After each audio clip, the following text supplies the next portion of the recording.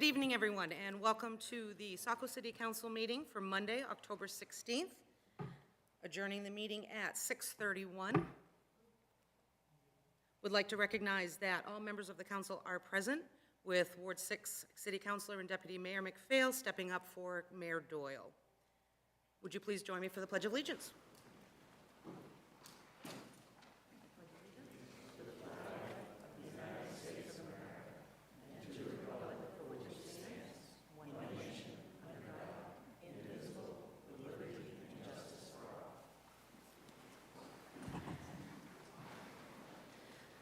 Okay, under general tonight, we do have a recognition for Officer Coffey, who I believe, has she, oh, okay, good, she is here, great.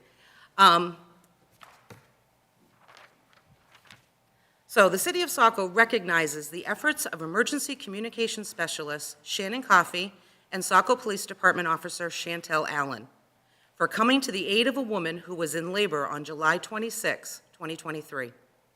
ECS Coffey followed the emergency dispatch protocols, and EMS and police were dispatched at the woman's location. ECS Coffey spoke with the woman while waiting for the EMS team and the police to arrive, and provided encouragement while also asking questions, passing that information on to the responders. She also provided the soon-to-be mother with instructions on what to do during each contraction. Saco Police Officer Chantel Allen arrived at the scene to find the woman in the middle of giving birth.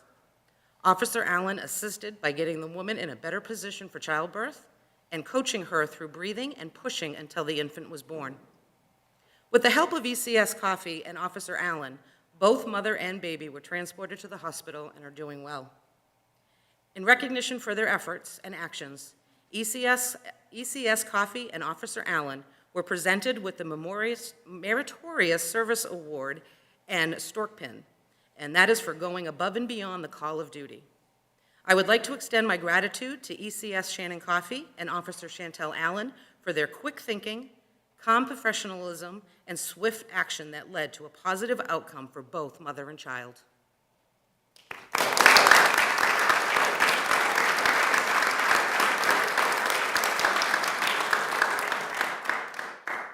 And we do have Shannon Coffey with us, and if she would step forward. Unfortunately, Officer Allen is working overtime. She's not able to come, but we do have a special presentation from Senator Donna Bailey.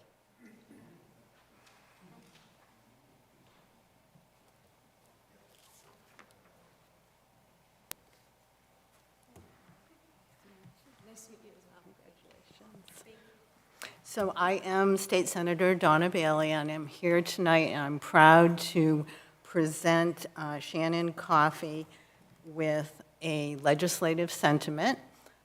Those of you on the council are aware, but for those who are not, a legislative sentiment is the highest honor that can be bestowed upon a Maine citizen by the Maine State Legislature. So Shannon, I'd just like to read into the record the legislative sentiment. I have to put my glasses on for it. Be it known to all that we, the members of the Senate and the House of Representatives, join in recognizing Shannon Coffey of Saco, who received the Meritorious Service Award and Stork Pin from the Saco Police Department for her actions as an emergency communication specialist assisting in an emergency involving a woman in labor. We extend our congratulations and best wishes, and be it ordered that this official expression of sentiment be sent forthwith on behalf of the 131st Legislature and the people of the state of Maine.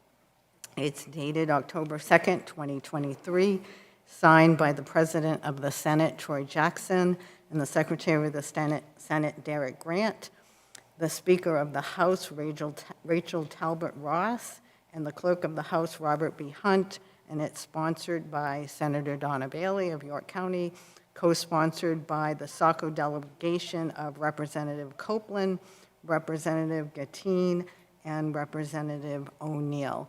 And on behalf of the Maine State Legislature, I would just like to thank you for all that you do, in particular your efforts that night but all of your service each and every day or night, as the case may be, depending on your shift, that you do for the city of Saco and the state of Maine. So congratulations.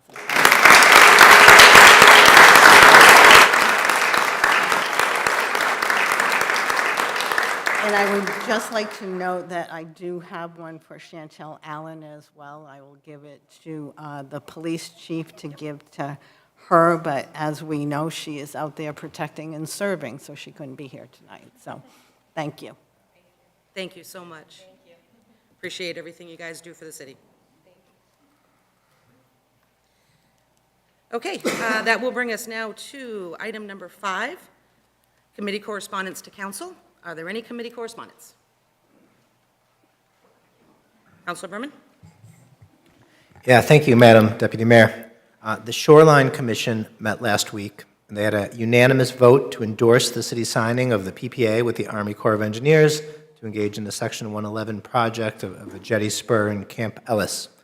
They did have a couple of questions they recommended the city find clarity for. I've already passed them along to the city administrator, but they involve our rights as a non-federal sponsor. This is common language in PPAs, but seems to not be included in ours. And that would be rights to have specific input on methods, materials, construction, et cetera. And the second was about the hold and save clause, which is Article 5, and what, if any, liability the city will undertake as a function of that article. A couple of smaller issues around the amount of sand and the budget limitations of the project were also raised. Thank you. Any other committee correspondence? Okay, not seeing anyone. That takes us to item number 6, public comment. And we do have 2 people signed up for public comment. First being Elliot Chamberlain. Please approach the podium, state your name and address for the record, and remember to keep your comments to 3 minutes. Thank you. Elliot Chamberlain, owner of Chamberlain Homes at 1022 Portland Road. First, I want to apologize for not being able to be at the first reading for the item for home sprinklers in the city, so I figured I'd use public comment tonight to speak. Obviously, it's a big issue, and there's a lot of items that go into this, both practical, financial, technical, moral. I think I could talk all night, but I don't think that's the appropriate way to deal with this. The one item I would like to ask the mayor, the council, and our new manager is to see if there was an opportunity to hit the pause button for 3 to 6 months and put a private-public group together, both residents and business owners from the city, and obviously staff, city staff, and whoever's most appropriate to be on that committee, to hash out what is the most appropriate way to deal with this going forward. I think it's too big of an issue just to put through. I myself would be more than willing to spend whatever time is necessary on a committee like that if people thought I could be of help and answer any questions or give any direction. But there's so many reasons why I'm against this. And most people will think, the obvious is the cost. And yes, that is certainly one of the reasons. But it is by far not the first and by far not the last. So all I can do is ask and see if there's that opportunity for a group like that to be put together. And I'm not sure what the negative would be for 3 to 6 months. But certainly I can see that even if we end up getting to the answer that they're needed or should be put into place, even with the group, I think it could be done in a more collaborative way and come out with a better result. Thank you. Thank you. Next on the list, we have Susan Swanton.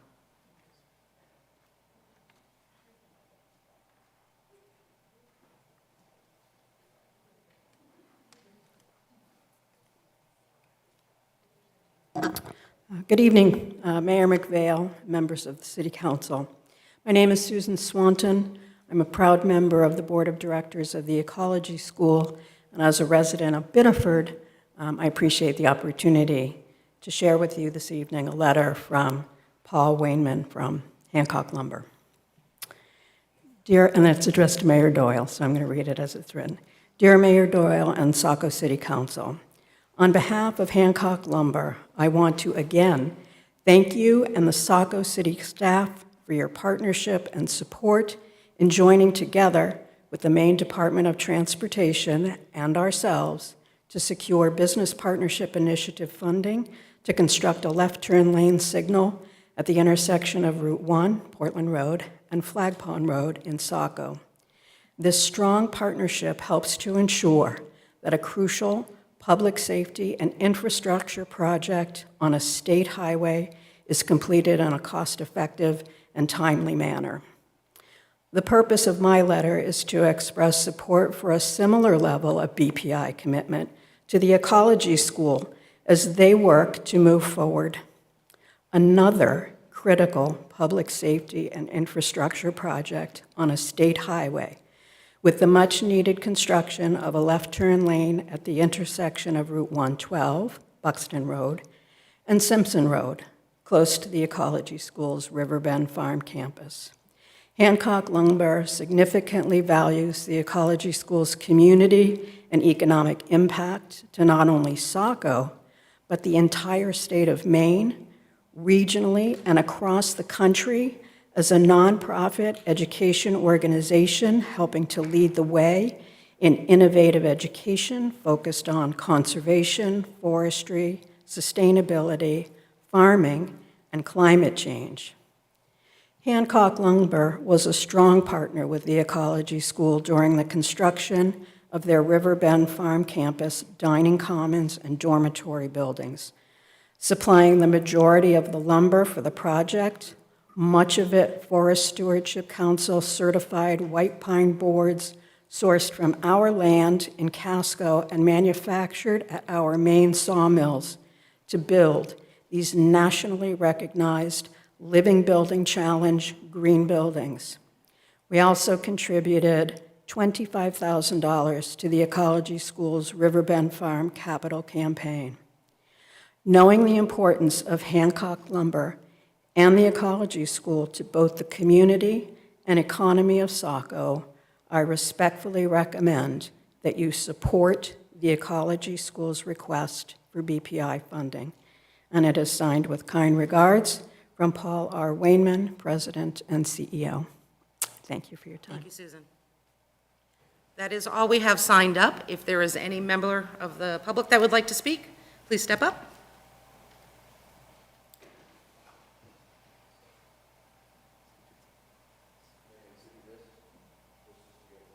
Oh, is that? Thank you,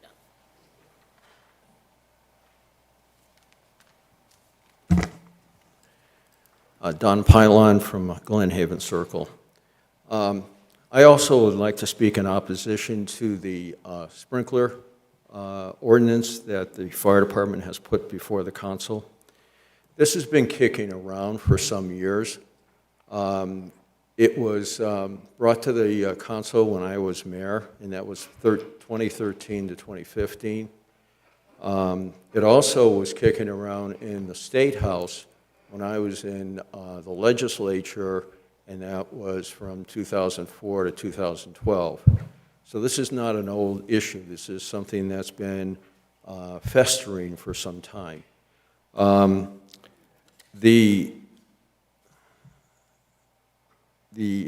have only been a few towns. I called the State Fire Marshal's office today to find out how many towns have actually adopted some form or this ordinance.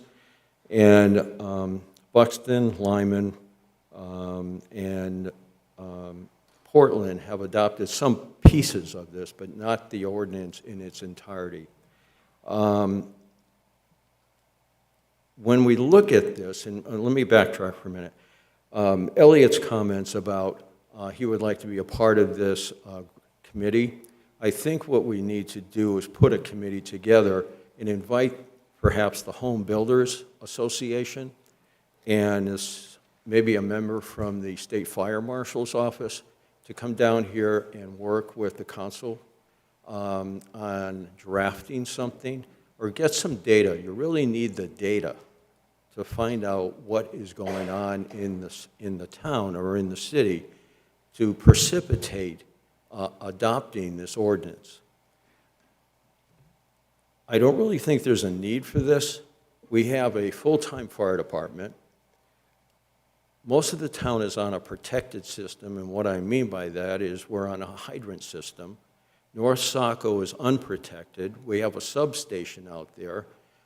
I don't know how, if that substation it's manned. We had students up there at one time, and in Camp Ellis, we had a student, fire group down there. I don't know if the fire chief has been aggressive in getting students to man the two substations. That would certainly help those unprotected areas. But before we even move forward with this, get a working group together to understand what the needs are in this city. And look at, again, this goes back to data. Look at the fires that we've had in town. Look at when they've occurred and how severe these fires have been. And lastly, look at the building materials that we're using today. We're not using the same building materials that we used yesterday. A lot of these building materials are fire retardant. We're using green board, we're using brown board on these homes. We're not using wood anymore. So the fires that we're having today are less severe than they were yesterday. Thank you. Thank you. Is there any other member? Hello, Chelsea Hill, 108 Bradley Street. I have questions tonight about tax calculations, and I hope they're addressed later tonight, but I wanted to talk about them here because I feel like it's not something that should languish in emails if I sent an email. There's currently a vacant parcel of land in Saco that's 57.52 acres at 321 Lincoln Street. It's the subject of a popular development right now. It's currently assessed and taxed by the city of Saco at $189,000 per the 2023 assessed valuation listing in Vision Government Solutions. If we compare that property on a per acre valuation to another property up the street, which is 53 acres in size, adjacent to the highway, it's valued at $285 per acre. And the other parcel, the comparison parcel, is valued at $8,283 per acre. The one up the street is valued at $439,000. In reviewing the tax assessment database, which I have a printout for you tonight, it looks like one field, which is user field 5, which I've highlighted on the one that you'll get in a second. It's labeled HOSP, H-O-S-P, for 321 Lincoln Street. It's my estimation that this tax code is an exemption holdover from the property's previous designation as a charitable trust contribution to the city of Saco, where the Deering family left its bequest to the city of Saco, where it would be used in the, quote, care, custody, and administration of these funds and the income thereof to the said city of Saco for hospital purposes. So it looks like maybe the tax assessment classification that allows an exemption was never removed from this property. So I don't think that the owner's paying any taxes. It's also my estimation that this was probably just like an error, that the code was not removed. But it's also my understanding that this property is like woefully undervalued compared to comparable properties in the area, vacant land, large tracts of land. And the assessment should really be closer to $520,000, or about $9,000 to $10,000 per acre, because it's more walkable, it's closer to downtown, it's heavily wooded with mature trees, close to schools and amenities.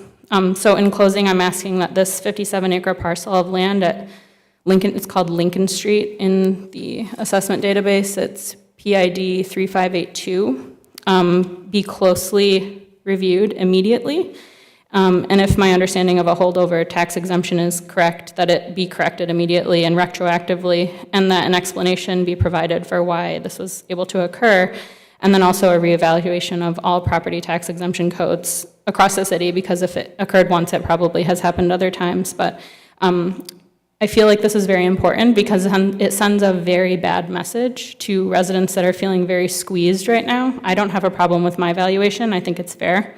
But I think that there's a lot of people who don't feel that way. They've lived in their houses for 30 years. They can't do this. They're being squeezed out of the city. So this parcel appears to be 275% lower than it should be. And I think that we owe it to the citizens to make sure that we're properly valuing and levying taxes on properties as they exist in the city. Here, who should I give these to? Thank you, Chelsea. Yeah.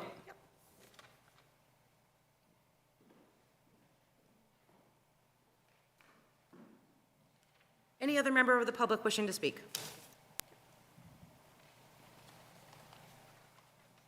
Hi, good evening. Jim LaBelle with the local Chamber of Commerce. Just to build on comments from an earlier speaker, we are hopeful that the city does partner with the Ecology School on the left-hand turn lane on the State Road 112. The Ecology School is a great tool for our city. It's brought a lot of excitement, environmental education expertise, and they're very good at what they do as a nonprofit, a mile away from that intersection. But I think what we're talking about here is a public safety concern for all of us that use that road, whether you take the left or not. And I think the school has always wanted to partner with the city to make this happen, and hopeful that the city can do it as well. The city certainly are the experts and the real drivers locally of public safety, of construction on highways, integrating with the state. So I think it would be to continue to partner with a fantastic educational facility. It's great for Saco, and it's good for all the residents. So we would support that. Thank you very much. Thank you, Jim. Any other member wishing to speak? Yep, step forward.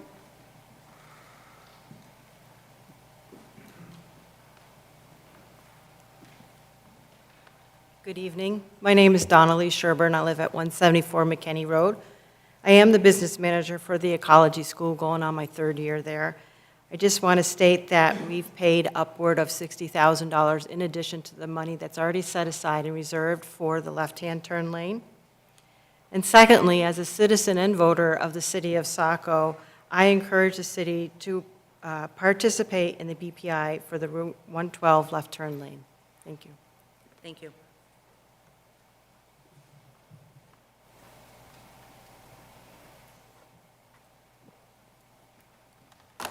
Hello, my name is Leanna Bonds. I live in Portland, and I work at the Ecology School as the Director of Advancement and Community Partnerships.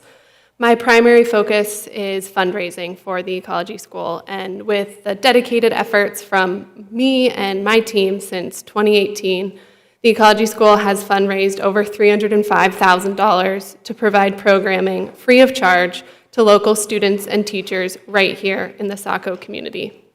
We have found success with funders and individual donors appreciating the opportunity to contribute to the impact of an innovative educational experience at the Ecology School, where children and adults can live and learn together at Riverbend Farm in Saco. As an expert in this field, I can tell you there are no potential funders, whether they be foundations, business partners, or individual donors who are willing to contribute to the construction of a state highway left turn lane. I would like to share an email from a funder and supporter of the Ecology School, the Elmina B. Sewell Foundation. It reads, "Thanks for contacting me about the site approval process with the Saco Planning Office and the Saco Planning Board and the requirement for the Ecology School to build a left turn lane at the Route 112 and Simpson Road intersection. I am writing to let you know that while the Sewell Foundation has been involved in certain community development and infrastructure projects, this is not the type of project that we would provide philanthropic support for, given that it is a public safety and infrastructure project that falls outside of our philanthropic priorities. We are fully supportive of municipalities taking the necessary steps to improve infrastructure and increase public safety. But this is not a project that we would be engaged with, and I would not anticipate other funders of the Ecology School being willing or able to invest in this, either because of their philanthropic priorities or because of IRS limitation on investments." Signed, Tom Buderia. The priority of me and my team is really to build upon the funding partnerships that we do have in order to continue providing such incredible learning experiences in conservation, agriculture, climate change science to the students and teachers right here in Saco, free of charge. Thank you. Anyone else wishing to speak?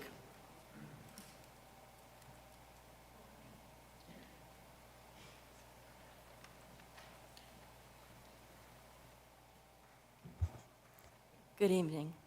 I'm Linda Boudreau. I'm a board member of the Ecology School, and I'm here tonight to encourage you to support the application for a BPI funding. With us tonight, Pete Van Hamel and, of course, Drew, and we're here to answer your any questions that you might have. But I wanted to be sure that I was here to thank staff and, in particular, Pat from Public Works for all the effort and work that he's put in over the years in talking with us about this left-hand turn lane. We certainly appreciate that and all the materials that were included in your packet for tonight. I would also like to speak, all of you have received emails from Drew today, probably yesterday and the day before yesterday. One was a 4-page memorandum that went through the economic and community benefits of the ecology school. I think that was a really valuable document that outlined what we have been doing over the past 4 or 5 years to be sure that this left-hand turn lane was built. We've spent plenty of time in your offices working on that. We've worked with our funders, as you've heard from here tonight. We've talked with our banks and do, in fact, have a letter from Camden Bank saying that they aren't able to support a project that doesn't have any collateral for the bank. So we've gone to all our resources. We contacted our congressional delegation and looked at federal funding for road projects to see if any of that would work. Unfortunately, hasn't.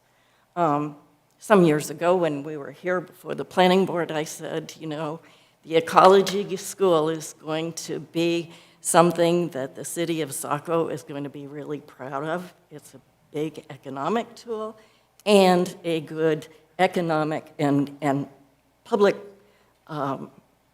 recognition that will come to the city of Saco. So I think many of you have read letters, you've seen articles in the newspaper, magazine articles, Architectural Digest, Maine Biz, our local newspapers, and even this month I happened to be in Hannaford, and their Fresh magazine has a nice article about the farm art project at the ecology school. So certainly Saco is benefiting from having the ecology school here.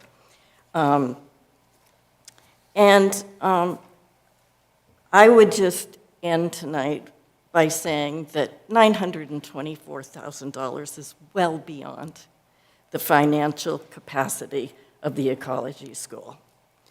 The $225,000 originally approved by the city of Saco as our financial guarantee was financed by us through our construction loan.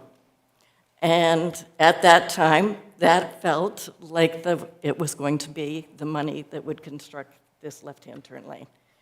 $924,000 later, we're here before you, asking you to give strong consideration to approving the BPI application with the level 3 participation option that Pat has outlined in your packet tonight. Thank you. Thank you.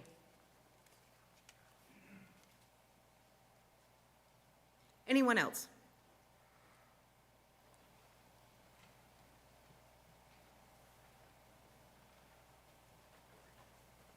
Good evening. Good evening. Oh, excuse me. I mean to yell at you there. Pete Van Hemel from Bernstein Shire on behalf of the Ecology School. And I've worked with this organization since 2012. Many of you are familiar with their activity in the community and the history of their project, which is a world-class education facility located right here in Saco, Maine. I think the council has adequate documentation in the package to make the decision that it's being asked to make tonight, and I will hopefully be able to reserve some time if there are questions or anything I can do to facilitate the council's discussion I think you've got everything you need in front of you and have heard good testimony from the applicant. If there is anything more you'd like to have clarification on, please let me know, and I'd be happy to do that. But otherwise, I'll leave you to your time and your job, and hope that this approval can move forward. Thank you very much. Thank you. Any other members?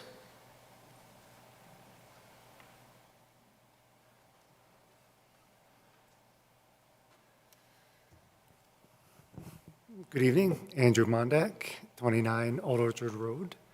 I'm here as a community member in support of the ecology school, as well as my two children over here. They have benefited very much from the ecology school, and any partnership and collaboration between the city and the organization, I think, is a positive step for the city as a whole. Thank you very much. Thank you.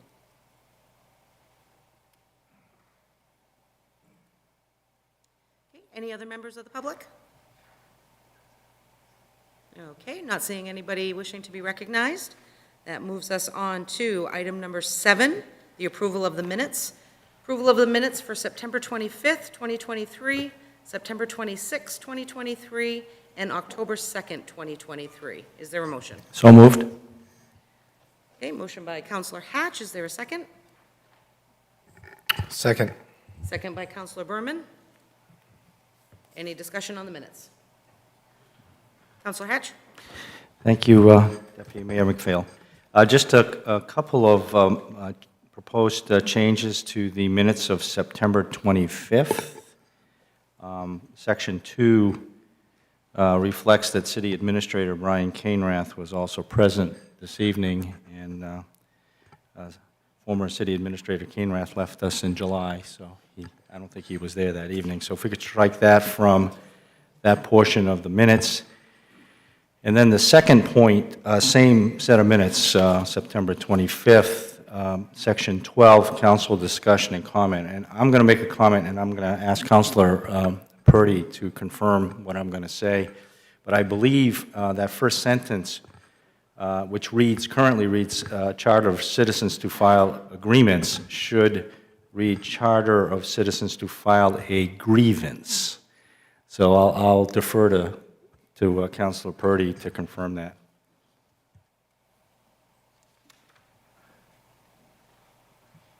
I'm sorry, I'm trying to find the minutes. This was September 25th. 26th? The 25th, I believe. And it's Section 12, which is on page 3 of the minutes. And it's the first paragraph, actually the first sentence in Section 12.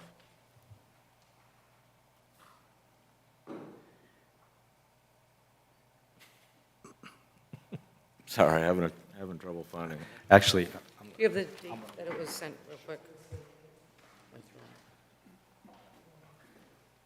10/5, the email was sent from Michelle Hughes.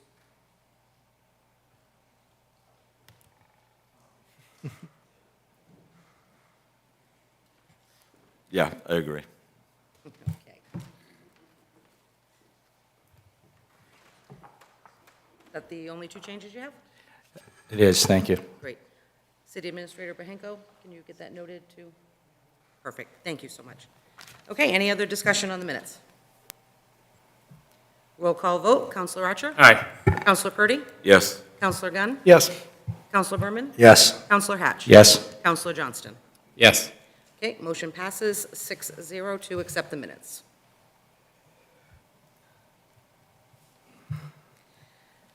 Item number 8 tonight, consent items. There are no consent items, so that moves us to action items. Section 9.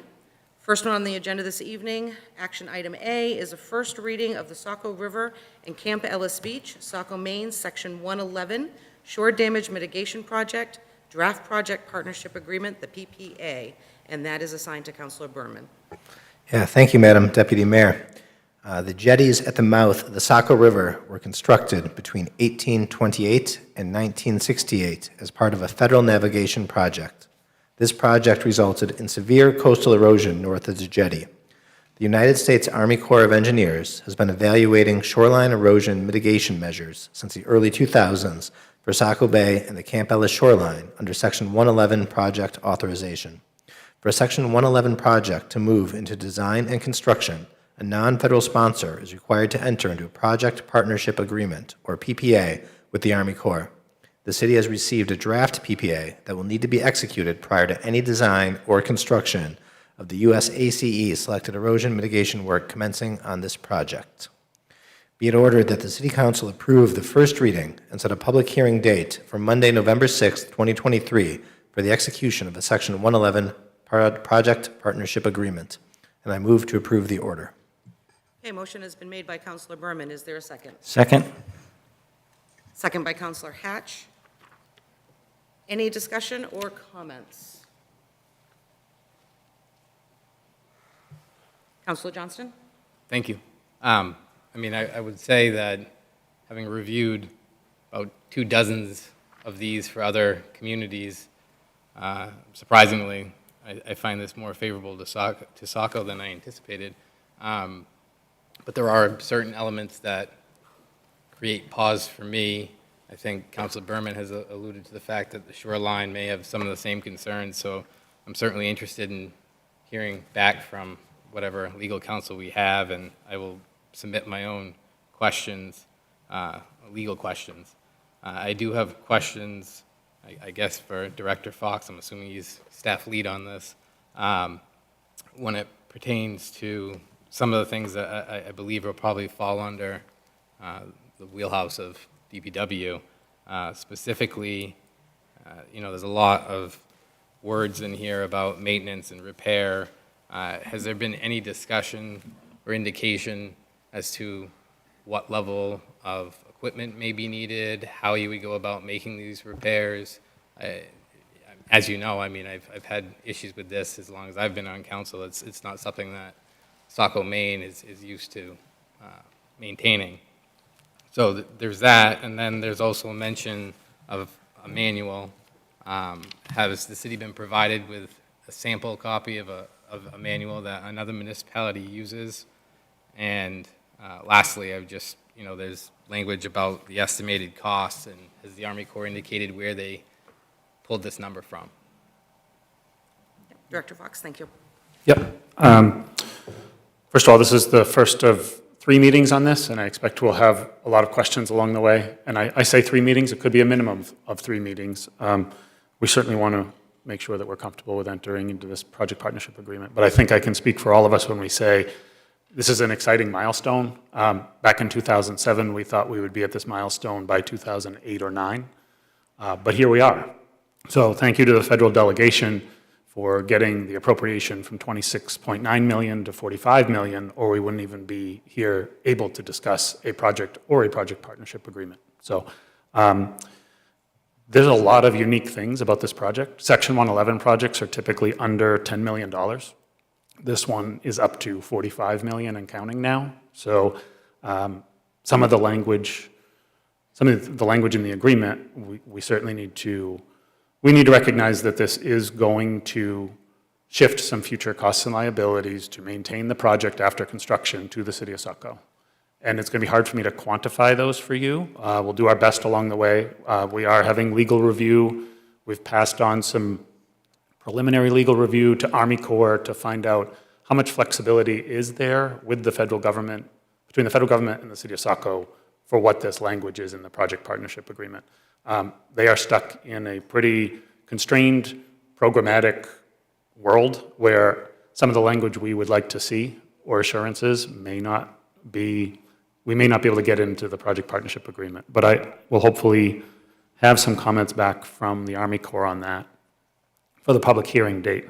There is an operation and maintenance manual for the spur jetty. So I did throw a fact sheet, or just a 1-page fact sheet up there for you to look at that we just received from the Army Corps today.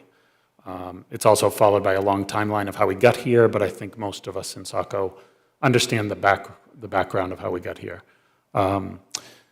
The operation and maintenance manual is not written yet. It won't be written until they get into design and construction. So we are asking that we at least have a seat at the table for the initial draft of that operation and maintenance manual, because it has been made clear to me that the city of Saco will be the operator and maintainer of the spur jetty and the beach fill and the beach nourishment. The unique part about this project is while the initial sand placement has sort of diminished over the years, so the initial spur jetty is the large rock component. Once that is done, essentially every other dollar left out of 45 million will be spent on sand. Part of the 2022 authorization that our federal delegation was able to get was future nourishments. So Army Corps still has a commitment to do sand nourishments, which they are predicting, or they're anticipating 4 nourishments of 65,000 yards between what they spend in the initial project and what they have left in the authorized $45 million. What we don't know is, are those nourishments really 10 years apart as they're hoping, or are they 2 years apart because of coastal storms and sea level rise and all the other factors that go into being along the most erosive section of Maine's coast? So it's going to be very hard to put a dollar value on what the maintenance and operation is, but if we can at least be in the formation of the operation and maintenance manual, it's going to get into how often does the city of Saco have to inspect the jetty? What are the obligations for restacking the rock? We can't do that out in Saco Bay with the resources we have in-house, so what do those contracted costs look like?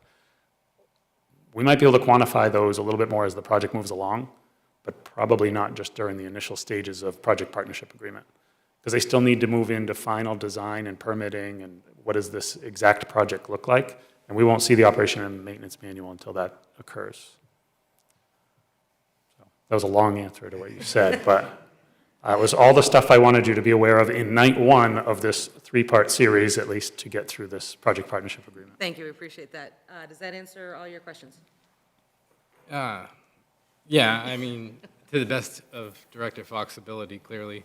I would just, again, highlight the fact that we're not reinventing the wheel. The Army Corps has many of these jetties, so they must have some of these other manuals. I understand it's not specific to Saco, but I think it would be pretty important that we at least be able to review similar ones, so we do have a better understanding of what those obligations are. I think that the Army Corps has a pretty solid history of doing a bait and switch throughout their history with many of these coastal issues. So again, I'm not looking to hold it up. I'm remarkably impressed that we are here to this day. It's gone on my entire life. I know many of you have heard me. I've said I remember when I was 6 years old, standing on a stage down in Camp Ellis with a mob of people yelling at my father, who was the mayor at the time, and Governor McKernan, and I had no idea what the heck a jetty was. So to think that we're here, again, it wouldn't be here at all if it wasn't for that federal or that designation of money from the feds. So I'm happy to be here. I'm not looking to hold it up, but I do want to make sure that we don't lightning speed this through the process, and I fully trust your competence level to review it. So thank you. Thank you. Councilor Berman. Yeah, thank you, Madam Deputy Mayor. I'd like to echo something that both Director Fox and Councilor Johnson have mentioned. I think we should take a moment to appreciate the historic nature of this moment. I mean, people have been waiting a lifetime to see a PPA from the Army Corps to get this spur jetty built, and here we are with one in hand, and that's because of the tremendous work of city staff, of SOS Saco Bay, of our Shoreline Commission and Rick Millard, and so many others, including a federal delegation. It's a historic moment, and we should just take a minute to breathe and I think be happy that we got here and celebrate that, and I hope we all do. I think we should also take a minute to appreciate the 2022 WRDA Act, which raised the limits to $45 million and erased any local sponsorship costs. So this entire project will be funded by federal dollars, which is also an incredible win for Saco, and when you think about the win-lose balance, it really takes a lot off of the lose side, right? There are going to be 0 Saco dollars spent on this, at least for the first $45 million, and that's pretty incredible, right? We're going to get some benefit for almost no local cost. So while it's totally correct to ask questions about what it means for the long term, while it's totally correct to ask how it works, when it's going to work, what it's going to look like while it's being built, what it's going to look like after it's being built, I just really want to take the moment this is a time for celebration that we've gotten here with such favorable terms and such favorable financing due to a lot of hard work by a lot of people. So thank you to city staff, thank you to the Shoreline Commission, thank you to SOS Saco Bay, and thank you to the federal delegation for getting us here. It's really appreciated. Thank you. Any other comments, questions, discussion? Okay, I'm not seeing any. Thank you, Okay, Director. at the public hearing on November 6th. 6th, we'll make sure as part of that meeting to also give you an update on any feedback we've gotten. We have a very responsive project manager at the Army Corps that we're working with at this time, a new project manager on this as of about a year ago. So we'll provide more with regard to legal review and liabilities. Great, thank you. Okay, so motion has been made for the first reading and to move a hearing, public hearing for Monday, November 6th. Roll call vote. Counselor Archer. Aye. Counselor Purdy. Yes. Counselor Gunn. Yes. Counselor Berman. Yes. Counselor Hatch. Yes. Counselor Johnston. Yes. Motion passes 6-0.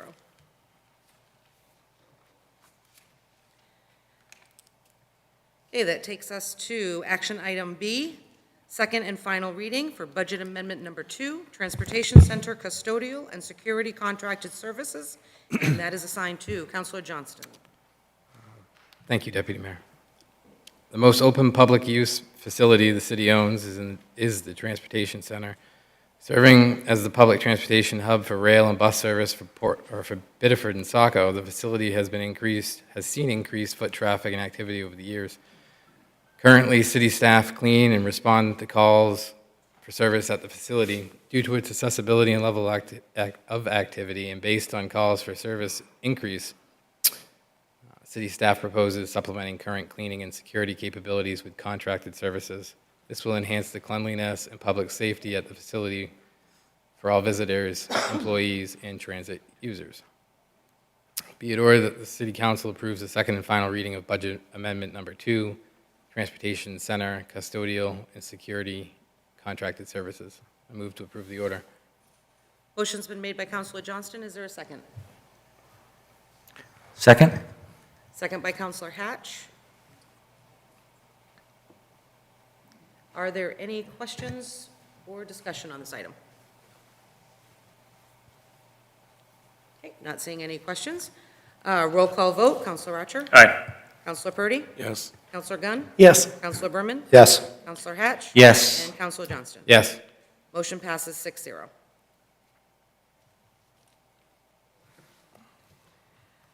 Okay, that takes us now to action item C, second and final reading, City Code, Chapter 102, Fire Prevention Revisions, and that is assigned to Counselor Johnston.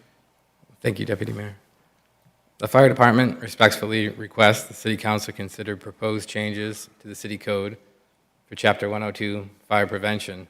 Chapter 102 has not been formally reviewed for 10 years or more and does not capture current operational methods.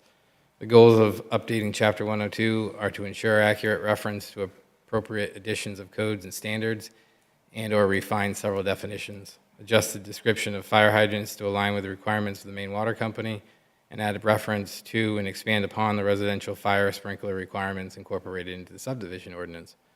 The proposed revisions to Chapter 102 will help to maintain adequate fire and life safety measures for Saco residents as LD 2003, and act to implement the recommendations of the Commission to increase housing opportunities in Maine by studying zoning and land use restrictions is implemented. In an effort to allow further review and prepare responses to suggested revisions received at the public hearing held on October 2nd, 2023, Saco Fire Chief John DeRoss and Saco City Administrator John Bahanko jointly recommend final reading of this matter be tabled until the next City Council meeting scheduled for October 23rd, 2023. So I will say that I had fully planned to put this on the floor and vote it through without amendments tonight. I am still personally in that sphere, but clearly the fire department has requested we table it, and members of the public has also brought some suggestions, so I will move to table the final reading of the City Code, Chapter 102, Fire Prevention Revision, until next Monday, October 23, 2023. Thank you. Motion has been made by Counselor Johnston. Is there a second? Second? Second by Counselor Hatch.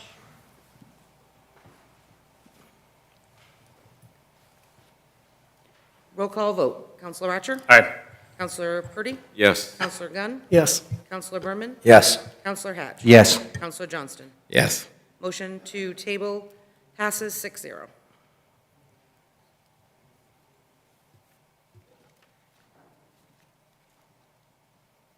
Okay, that takes us to action item D, second and final reading, amendments to Chapter 15, unassigned fund balance policy updates. And that is assigned to Counselor Hatch.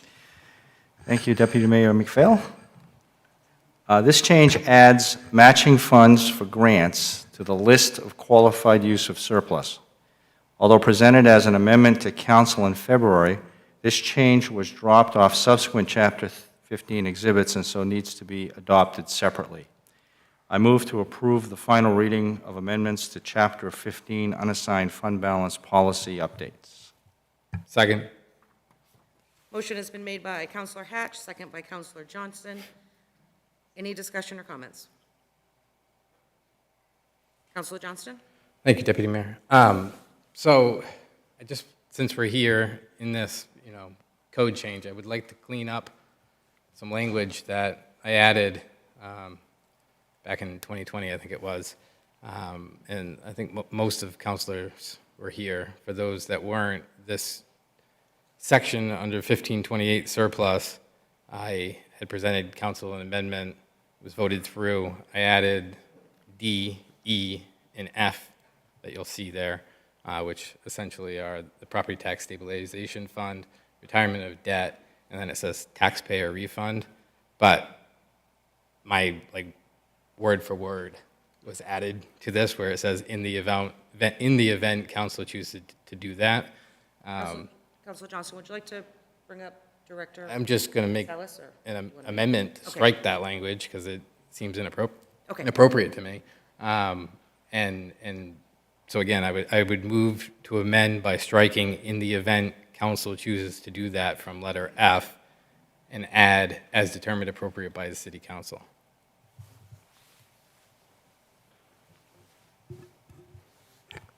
I'll second.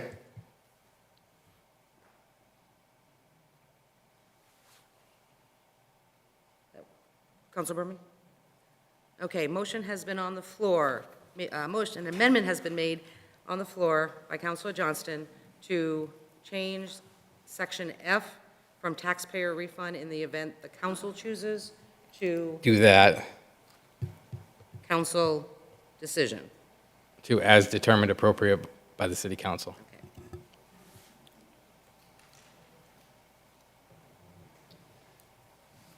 Any discussion on the amendment? Okay, roll call vote on the amendment only. Counselor Archer? Aye. Counselor Purdy? Yes. Counselor Gunn? Yes. Counselor Berman? Yes. Counselor Hatch? Yes. Counselor Johnston? Yes. Okay, amendment passes 6-0. City Administrator Bahenko, you got that change? Okay, perfect.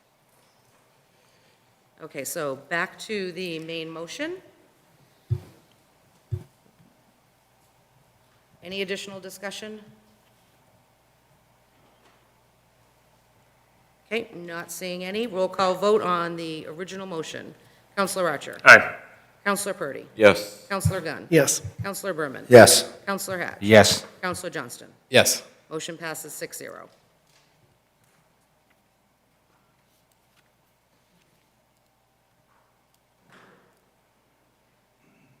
Okay, that now takes us to action item E, public hearing, Chapter 230, Article 12, Stormwater and Erosion Control Proposed Ordinance.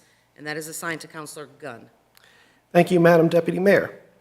Public Works and Planning staff are recommending amendments to the Stormwater and Erosion Control Ordinance to ensure that required MS4 permit provisions to which the city must comply are properly reflected in local ordinance.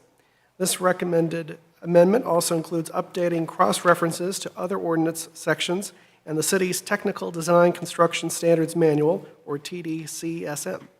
The Planning Board hosted its public hearing on October 5th, and its report is enclosed.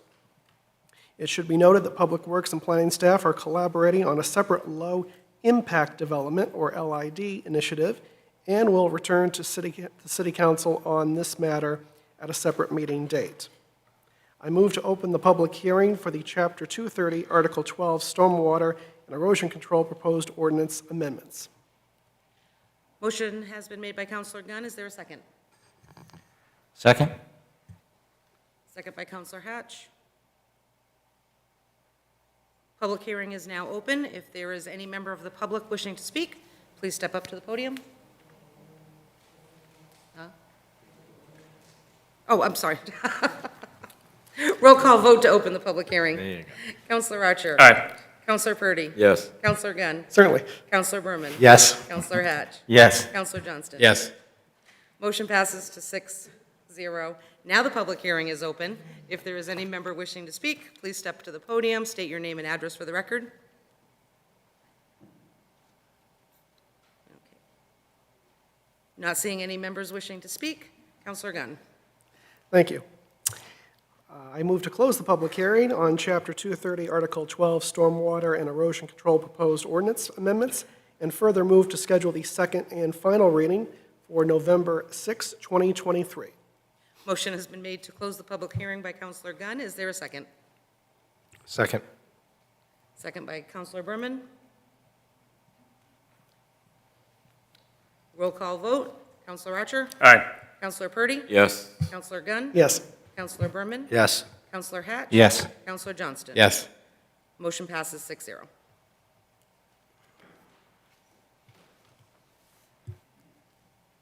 Okay, that now takes us to action item F, public hearing, commercial property assessed clean energy, the CPACE ordinance, and that is assigned to Counselor Berman. Thank you, Madam Deputy Mayor. On May 22nd, 2023, Efficiency Maine gave Council a presentation on the newly adopted Commercial Property Assessed Clean Energy, or CPACE, program. After the presentation, Council asked to bring this item back for consideration and/or adoption. Saco does have a developer that would like to benefit from this program. However, for a developer to enroll in a program, the municipality must adopt an ordinance. Purpose and authority. Purpose. By and through this ordinance, the City of Saco declares as its public purpose the establishment of a municipal program to enable its citizens to participate in a commercial property assessed clean energy CPACE program so that owners of qualifying properties can assess financing for energy savings improvements to their commercial properties located in the city. The city declares its purpose and the provisions of this ordinance to be in conformity with federal and state laws. Enabling legislation. The city enacts this ordinance pursuant to Public Law 2021, Chapter 142 of the 130th Maine State Legislature, enacted to allow for the establishment of Commercial Property Assessed Clean Energy Program, also known as the Commercial Property Assessed Clean Energy Act, or the Commercial PACE Act, codified as 35A MRS subsection 10201. I move to open the public hearing on the request to adopt a City of Saco Commercial Property Assessed Clean Energy CPACE ordinance. Motion has been made to open the public hearing. Is there a second? Second. Second by Counselor Archer. Any discussion on opening the public hearing? That was me. I didn't second. Huh? It was me down here, Councilor Johnston, seconded. the other end. Second made by Counselor Johnston. Any discussion on opening the public hearing? Roll call vote. Counselor Archer. Aye. Counselor Gunn. Purdy. Yes. Counselor Gunn. Yes. Counselor Berman. Yes. Counselor Hatch. Yes. Counselor Johnston. Yes. Motion passes 6-0 to open the public hearing. Any members of the public wishing to speak, step to the podium, state your name and address for the record.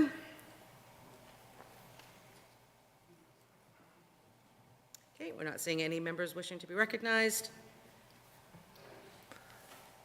Counselor Berman. Then I move to close the public hearing on this request to adopt a City of Saco Commercial Property Assessed Clean Energy CPACE ordinance and further move to schedule the second and final reading for October 23rd, 2023. Motion has been made to close the public hearing. Is there a second? Second? Second by Counselor Hatch. Roll call vote. Counselor Archer? Aye. Counselor Purdy? Yes. Counselor Gunn? Yes. Counselor Berman? Yes. Counselor Johnston? Yes. Hatch. Counselor Johnston? I'm going to say yes on that. Motion passes 6-0 to close the public hearing.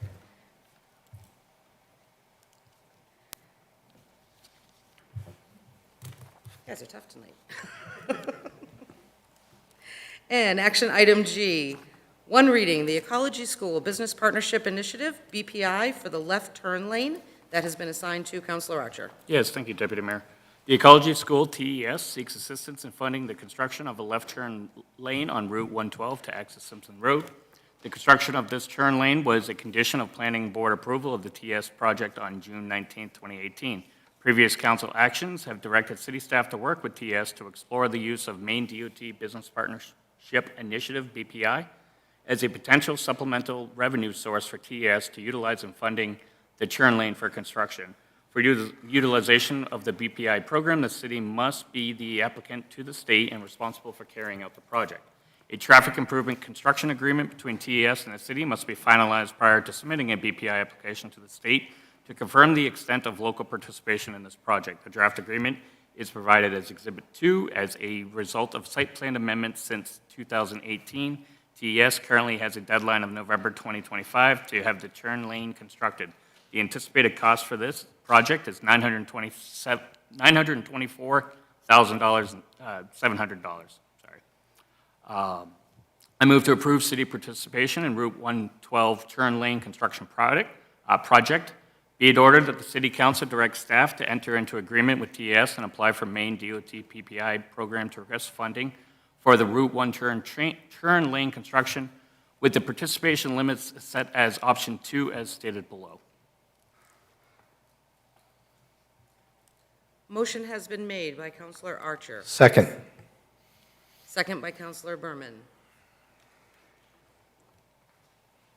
Any discussion? Counselor Berman, Counselor Archer, then Counselor Hatch. Thank you, Madam Deputy Mayor. At a previous reading, I had asked to see the results of the traffic movement study, and I've been convinced by the traffic report in this packet that the need for the left turn lane is independent of the ecology school. And that's why I propose, along with Councilor Archer, that option 2 is the best option. I'd like to make a couple other comments while we're here. I've heard over the course of the discussion that sometimes there seems to be a thought that we can use contract zones or site approval as an opportunity to get a local developer or project to pay for needed infrastructure that the city would need in a way that doesn't affect the taxpayer so much. I'm always skeptical of that mentality. I think the cost should be borne by those who use the improvement, not at convenience of a project going on nearby.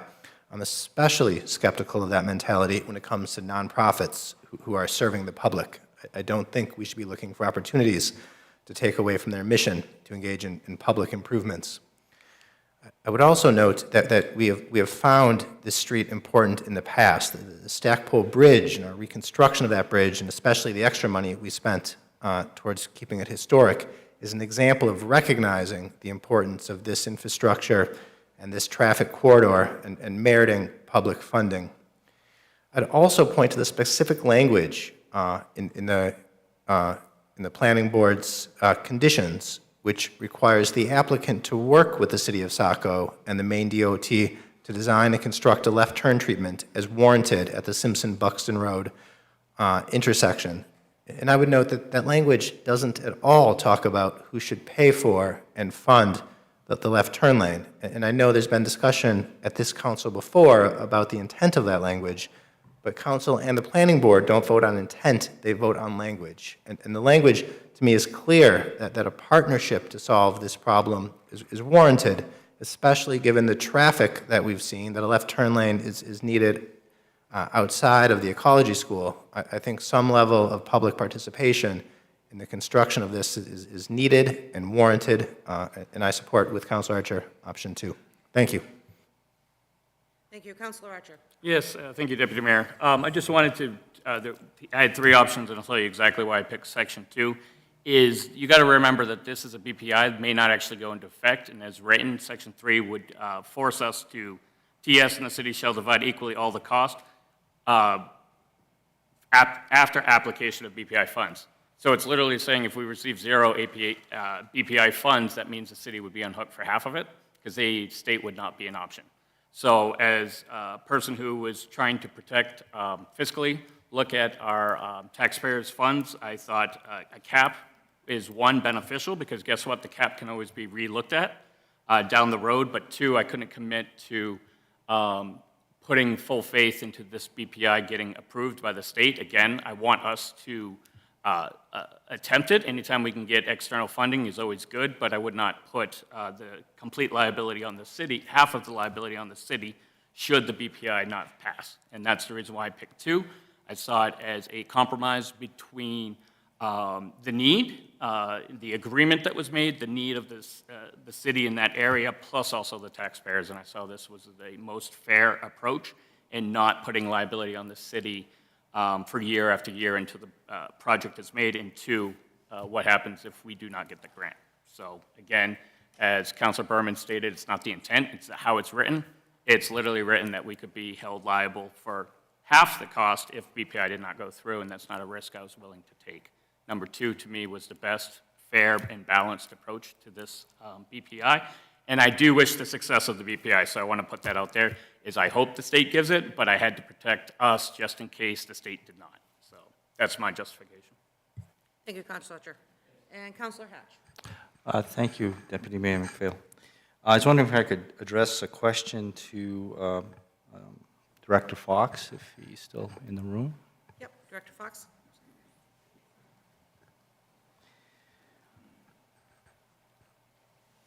Assuming that the motion passes with option 2, my question is, where are we going to get the $308,000? And I know that, I believe you have a process by which you have some budget money and you kind of prioritize things, and there's never enough to go around. And so my concern is the availability of those funds.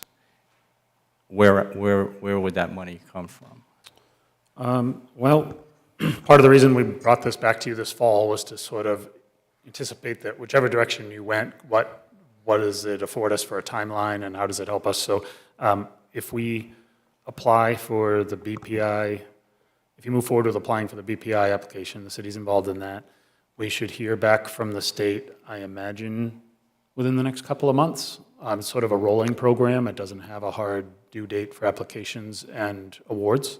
So that would allow us, it would allow the ecology school to understand what their programmatic, their responsibilities will be, move forward with design, but construction won't occur until at least summer, fall of '24.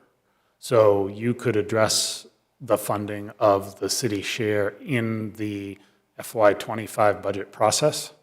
The only way I would bring something to you sooner is if during the application or discussions or award of the BPI, they're wanting a hard commitment of funding at for the city portion.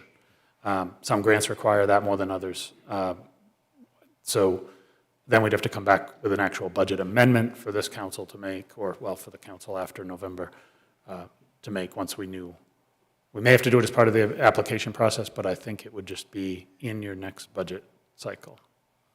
Thank you. And in terms of priority, we've had other projects come before the council that other neighborhoods looking for public safety improvements.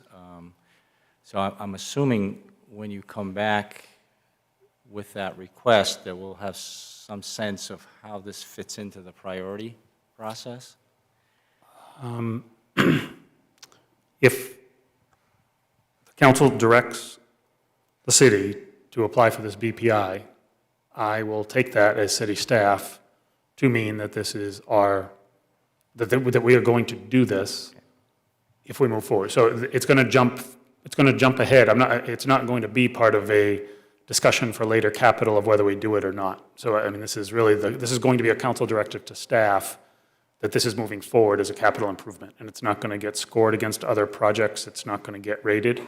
That's what I think that's where this has sort of been in limbo. So this is your step to either not participate or participate with a cap, and city staff is going to carry out your directive. That's a fair answer. I appreciate that. Okay, thank you. Does that answer all of your questions, Councilor Hedge? Yep. Any other questions? Councilor Johnston? Thank you. I'm going to stay consistent on this, as I have been from the get-go. As it's been stated, this requirement was born onto TESS as part, or the ecology school, as part of their site plan. It's certainly not the responsibility of the Saco taxpayers to foot the bill that they knew about at the time they entered into that approval with the planning board. We can have arguments or disagreements about whether or not the planning board even had that authority. That's not for me to entertain. I'm here today discussing whether or not this should be a priority for this city council. As was just stated by Director Fox, this is going to leapfrog everything else. So again, an example of Saco City Council talking out of both sides of their mouths. We set forth a plan just recently to do a prioritization study to indicate what is the traffic needs or public safety needs of this municipality. Now we're going to sit here and vote in favor of earmarking $300,000+ for something that, as far as I can tell, we can state it's a public safety issue, but it has not been indicated as such by the state of Maine, the city of Saco, or any plan I've ever seen. So you can give me traffic counts. I can equally give you traffic counts of any other road that says something's warranted. I mean, this is not sustainable as a city. We can't have this. This is the same conversation we had about a sidewalk on the ferry road. How are they any less in need? They're not. I'll state that. I have needs all throughout my ward, throughout your wards, right? So it's like this, for whatever reason, gets leapfrogged to the head of the class, and we're going to sit here and fund something that we just stated. We don't even know where the money's coming from. So again, I have issues with that. Like I said, we have transportation needs throughout this community. This one doesn't come anywhere close on my radar. There's not significant crash data. There isn't injuries that I know of. It's a matter of making this turn easily, or more easy, I guess. 10 years on traffic safety, I've never once had this request before us. I've had numerous requests for the same things over and over. This isn't one of them. I mean, like I said, it's not on the city's radar at any stretch of the imagination. We have known needs that this council is aware of when it comes to signalization of North Street on several intersections. That's going to cost the city of Saco tax dollars. This project is at the request of a nonprofit, non-tax-paying entity. I have not a single Saco taxpayer state they want this.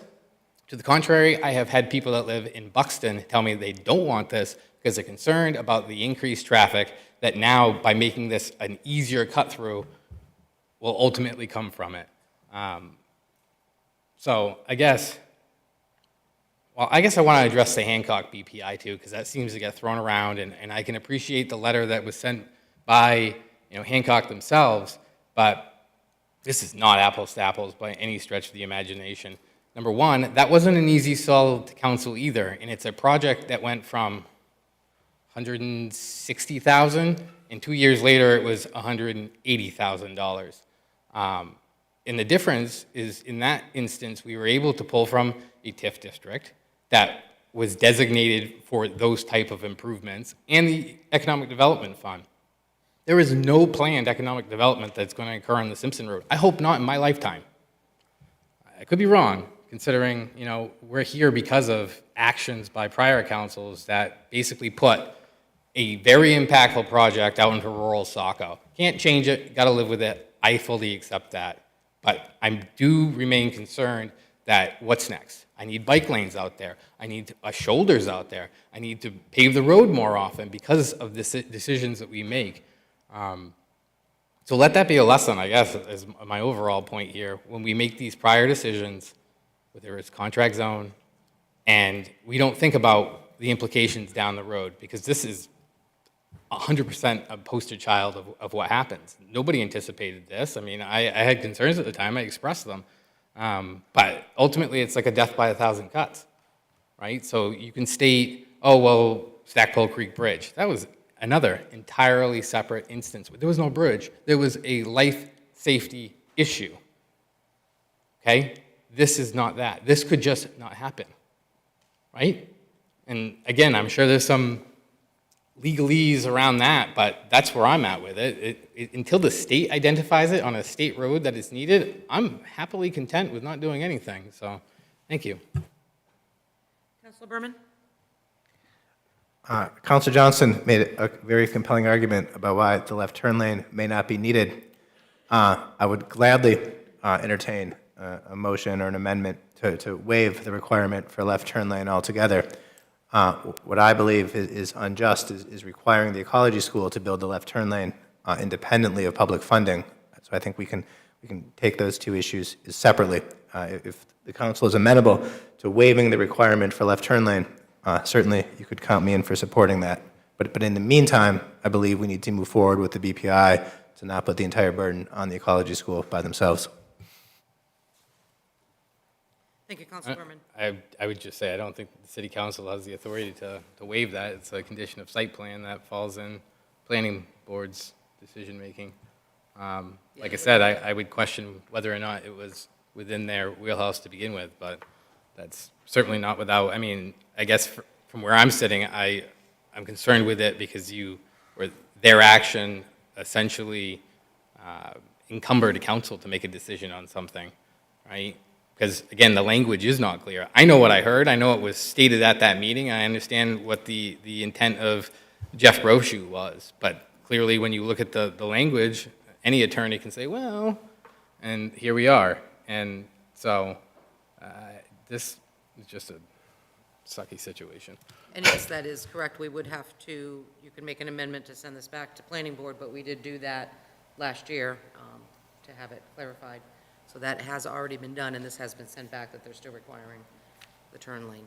I mean, sorry, I've got questions. Yeah. How is it even within the city of Saco's authority to enter on or to make this requirement on a state road to begin with, right? Like, that's concerning to me, you know, in its own, because, again, this is precedent setting from my standpoint. Going back to the BPI with Hancock Lumber, that was a known requirement that the MDOT themselves in a traffic movement permit required. Unfortunately, again, not to rehash yesteryear, but it got passed on to them when it was originally the original developer's requirement, Mr. Chamberlain, who was here earlier tonight. So that's how we got there, and I think from my perspective on council, I voted in favor of it because I recognized that we wanted that economic stimulus in Saco. We recognized that the corridor wouldn't function well without it, and it was a benefit to all of North Saco that has sat at that light for decades plus. This is not that. I don't see any business stimulation coming from this, and to me, given the grumblings we're all hearing, and we're going to have a presentation later tonight on taxes, again, we can pack a room with supporters, but I've got plenty of people that are telling me you better not vote in support of that. Like I said, personally, I think it's foolish. Councilor Johnson, did you want to direct that question to Director Fox about the state road?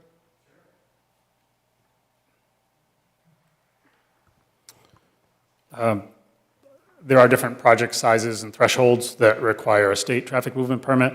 There are plenty that go through just our local planning board, and developers are asked to participate, contribute towards, or build off-site improvements. That might be a sidewalk from Ross Ridge up Ross Road to Route 1.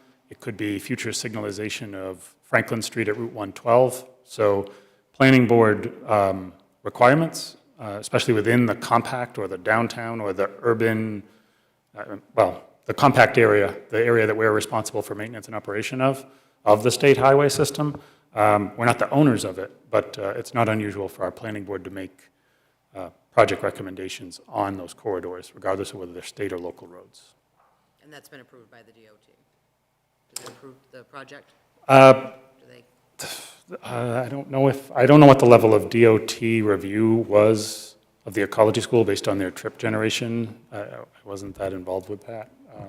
Emily may be able to speak to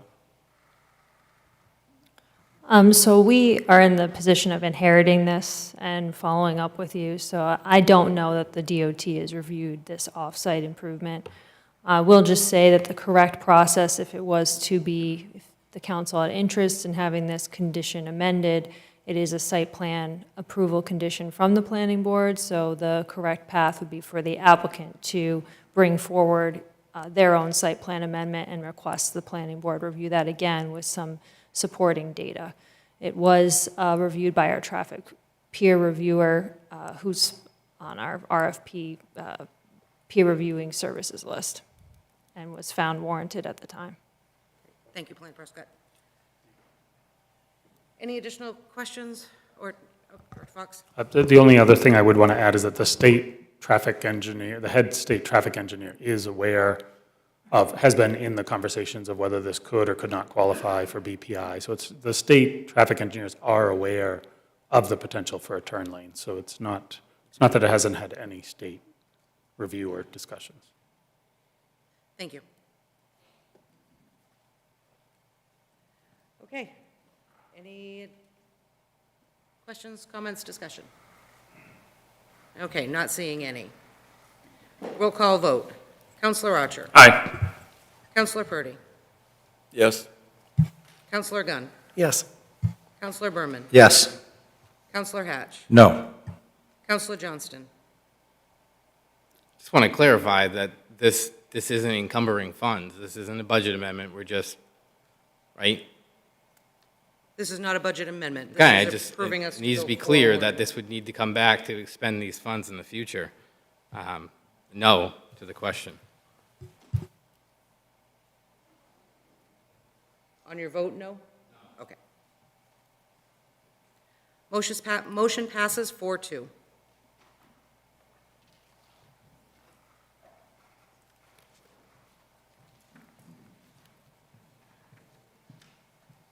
Okay, that takes us now to action item 9. Action item H, one reading, amend the fiscal year 2024 property tax interest date, and that is assigned to Councilor Hatch. Thank you, Deputy Mayor McPhail. Council has expressed a need to delay the interest accruing date of the first half of tax invoices from 10/16/23 to 11/16/23. This motion delays the first half tax interest accrual dates. Be it ordered that interest accrual for the first half tax invoices be delayed from 10/16/23 to 11/16/23, and I move to approve the order. Motion has been made by Councilor Hatch. Is there a second? Second. Second by Councilor Berman. Any discussion or comment? Okay, not seeing any. Roll call vote. Councilor Archer. Aye. Councilor Purdy. Yes. Councilor Gunn. Yes. Councilor Berman. Yes. Councilor Hatch. Yes. Councilor Johnston. Yes. Motion passes 6-0. Okay, that concludes our action items for this evening. Item 10, new business. We do have a presentation from the City of Saco Assessing Office, who will provide informational presentation on residential property updates for 2023.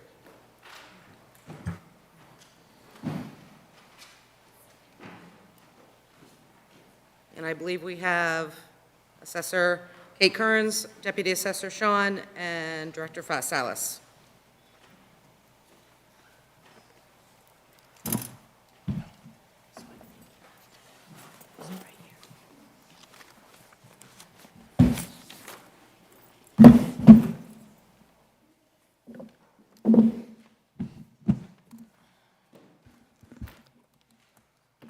Good evening, Deputy Mayor and councilors, City Administrator.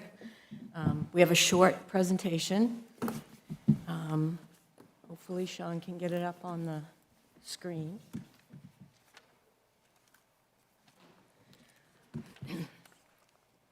We're going to just talk a little bit about our 2023 valuation update, which was reflected in the most recent tax bills.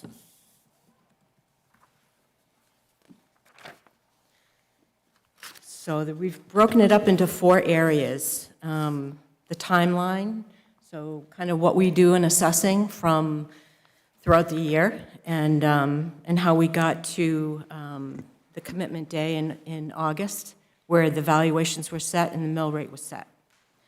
So back in September through October of 2022, we took a hard look at the data, and I think, as everyone knows, the sale prices in Saco for homes have been rising over the past 4 years, and we've been trying to keep up with them the best that we can. But we did an analysis of our data back in September through October and found that we were at 65% of the market value, and that puts us below 70, which is puts us in non-compliance with state statutes. So we met with an outside consultant, and we had some trainings, and we looked at options for addressing Saco's values, and it was determined by all the data that a statistical update was warranted to avoid staying at 65%. So we then started digging in, and Sean will have more to share about the data that we studied and how we got to where we are now. So November through June, during our budget meetings with the administrator and the budget director, we discussed the valuation increase that was inevitable. We knew that, and it's not unusual to give the budget director and the administrator an estimate of new value or an estimate of where we think we might be. But we do operate independent of the finance department and of the budget process. So we focus specifically on values and making sure they're fair and equitable across the city. So, but during that meeting back in November, we did estimate that it was going to be about a 30% increase across the board, meaning we weren't going to just pick neighborhoods where the values were low. We were going to, our data at the time that we looked at it, and it is consistently the same way, was low across the board. So that's called a quality rating. How tight is your data? And we found that everyone was low. So that's why we estimated about a 30% increase. Some was going to be in the land, some was going to be in the buildings, but we didn't know yet how that was going to pan out. So it turns out the final increase was a 33% overall across the board. So that's what we started doing. And in August 10th to be exact, was commitment day. And so we were set with our values, and the budget had been passed, and everything was ready to go. So we take our valuation piece, and we take how much money the city needs to raise, and that's how we came up with the mill rate of $14.75. Arriving at that mill rate put about half the taxpayers with an increase of about 12%, meaning at least half went up $500 a year and about half went down $500 a year. So I guess we're mainly here just to talk to you about our process and how we got to the values we're currently now at 92% of the market value. It's a good place to be, and I might add as well that people are saying, well, we thought the revaluation was coming. Well, this is the first step. By doing this statistical update in-house with the data that we had and the way that we did it, we've essentially taken the first step in the revaluation, and we did it in-house instead of hiring someone to come in and do it. And as we'll talk about later, the second half is to go out into the field and have a company, we've got proposals out for bid right now, to go door to door, which we will, completely send letters out and let people know who will be where and what neighborhoods, and we'll do a measure and list and take new photos of every property. So we've finished the first half. We're getting ready to do the second half. And there may be some changes next year, but it'll mostly be based on if there's anything at the property that we're not aware of. For instance, if they made improvements that we don't know about, or whether a property is in poorer condition than we have it. So there may be some adjustments that way. And we'll continue to follow the market, and we'll be evaluating that as we go along. So I'm gonna let Sean talk a little bit more about the statistical update. I just wanted to kind of get us started with why we're here. Why we're here, and kind of what we did and how we got to today. So, Sean. Thank you. So, what is a statistical update? Before we get into that, there are a few terms I just want to make sure we all understand. Some of you, I'm sure, know this. But for everyone who doesn't, there are two terms we're going to really be talking a lot about. The first is sales ratio. It's a measure of how close our assessments are to market value. It's expressed as a percentage, right? If a property sells for $100,000 and we've got it assessed at $80,000, we would say that we're, or easier math, if we have it assessed at $100,000, it sells for $120,000, we would say that we're at about roughly 80% on that sale, right? It's a measure of the accuracy of our assessments, right? How close we are to market rate. The goal is market rate. How close are we? The sales ratio is incredibly important for determining the value we can provide for exemptions and the reimbursement we get from the state for those exemptions. So of the two pieces we're going to talk about, the sales ratio is by far the most important one of them. The state requires us to be between 70% and 110% of market value with our sales ratio. As Assessor Kate said, we were about 65% prior to this update, so outside that window. The other measure, it's less common, but is important, we use it more internally, is quality rating. It's a measure of how far from the average ratio any given sale is. So if our average ratio across the city is 80% and property sells with a 90% sales ratio, it would have a quality rating of 10, right? It's 10 percentage points away from the average. Basically, it's a measure of precision, how close together our assessments are grouped. Obviously, lower is better. We want them to be as tightly grouped as possible. So it's used to determine equitability. The state requires us to have a quality rating of less than 20. As Kate alluded to, before the update, we had a quality rating of right around 5.6. After the update, we did an update, an across-the-board update, so our quality rating went down a little bit. It's about 7.5 now, post-update. So still well below the 20, but it did go up a little bit. So, now that we've talked about that, what's the process? So, the first thing we do is collect and analyze sales. Every sale that happens in the city comes through our office. We look at each and every single one of them. In total, we used 436 qualified sales from 22 and early 23 to do this statistical update. A qualified sale, this is important, is an arm's length transaction between properly motivated buyer and seller. You know, you giving your son a sweet deal on a new home would not be a qualified sale, right? You're not looking to make money, so we wouldn't use it. But, you know, two people who don't know each other, their seller's trying to get the most money they can, the buyer's trying to spend as little money as they can, that's a qualified sale. So we had 436 of them we used. Next, we determine, okay, we look at these sales. where are we at, right? What's our ratio at? What's our quality rating at? Are we seeing certain types of homes higher than others? Do that sort of analysis on all of these sales. So basically what that looks like is I pulled all 436 sales into an enormous spreadsheet with every possible piece of data you could think to want to sort sales by: bedroom count, bathroom count, style, grade, how many square foot they have, whether they're on well and septic, the type of heat they have. Anything we could think of, pull it in, start analyzing the data. So this is an example, just one. I wanted to know, how's our ratio look like as square footage increases? So I put it on this graph. The answer is it doesn't at all.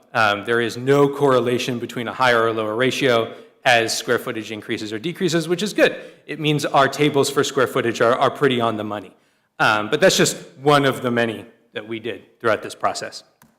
Next, in our software, Vision, we have what we call the sales analysis module. It basically lets us create a new version of our assessing database with a specific number of properties and sales, and then we get to muck around with it and do what we want without fear of damaging the actual good data in our main database. So we pulled all 436 sales into this database and just started changing things and seeing what happened, right? So obviously we had goals in mind, but this is a very iterative process, right? You make changes, you pull the data out, see what it did, you make more changes, see what happened, over and over and over again. And every time we would make changes, we would compare where we were at against industry standards. We use Marshall & Swift's cost guide as our guide. That's pretty common throughout Maine. It's the one I hear most assessors talk about. But that's how we're comparing it against, right? We don't mimic Marshall & Swift. Ultimately, we do our own thing based on the data we have, but it's a good sanity check. Is what we're doing totally out of left field, or is it pretty close to what Marshall & Swift has, and therefore likely a pretty reasonable outcome? So that was part of that. And then once we were done and we were happy with where our data was at, we pushed the changes from the sales analysis module to the live database, so we can actually look at the data. It's worth noting that the statistical update does not end there. After that point, I pulled all of the parcels along with the amount they changed into a spreadsheet and start looking and saying, okay, this parcel increased by 700%, why? And now for many of them, obviously they built a new home on it, right? That's going to increase the value substantially. But there were some there that didn't increase at all when they should have. There were some that increased much larger than I would expect, and that's what we look through, right? We're looking through to see if any of those need to be changed. There were a couple that did need to be changed, but for the most part, we weeded out a lot of them. Now, there are 9,000 parcels in the city. It is impossible that we would get all of them. So we've already had some that need to be corrected. I'm sure there are others out there, but for the most part, we've actually done, knock on wood, pretty well in terms of avoiding catastrophic errors, right? Someone getting a tax bill that increased by 200% or something like that. But that's the basic process. So what changes were made?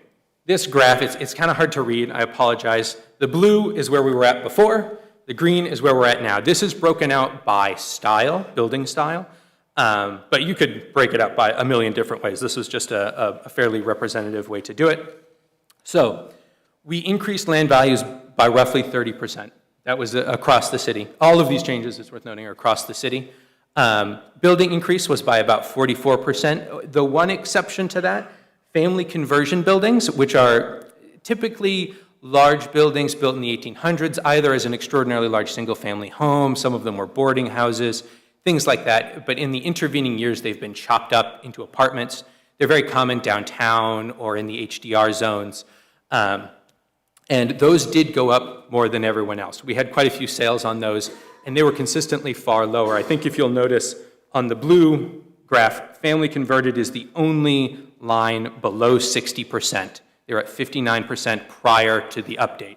So they needed a little bit larger of a jump. Afterwards, they were sitting at about 86% of a sales ratio. So pretty good, pretty close to our overall percentage sales ratio, which was 92%.